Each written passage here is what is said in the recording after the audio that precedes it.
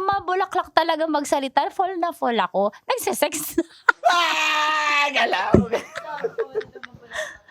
Okay, top 5 question na Okay, tayo. go. Ready ka na? Ready. Eto. Guys, babawi tayo guys. Question number 1. Good sex or good conversation? Good conversation is sexy. Oh. So sexy. Kapag na-arouse ako sa conversation, Six agad.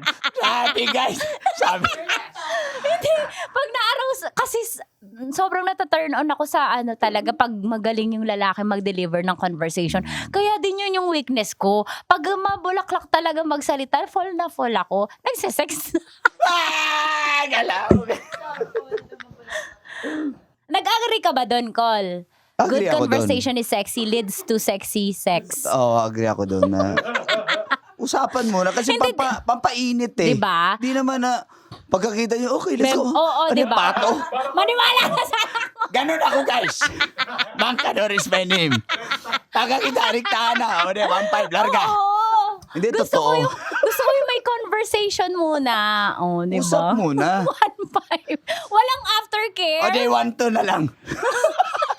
Pinabahan pa. Paano ba? Tawad pang taxi. Ganun ba yun? Sabi ng friend ko.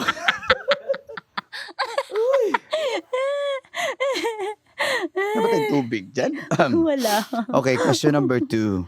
Craziest place you've had sex? Parking lot. Parking lot? Parking oh my lot. God.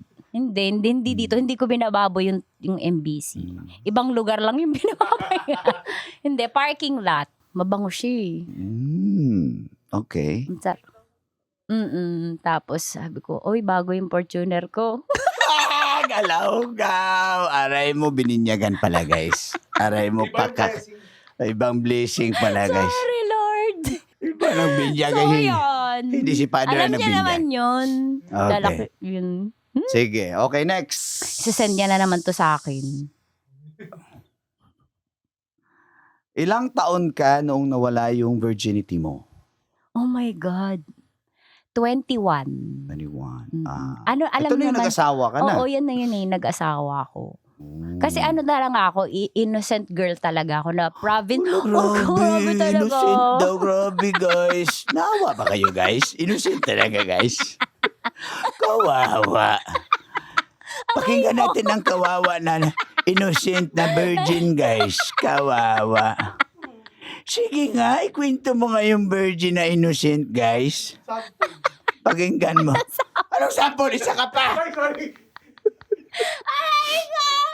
Ay, sige nga. Hindi kasi province si girl ako na type of girl, di ba?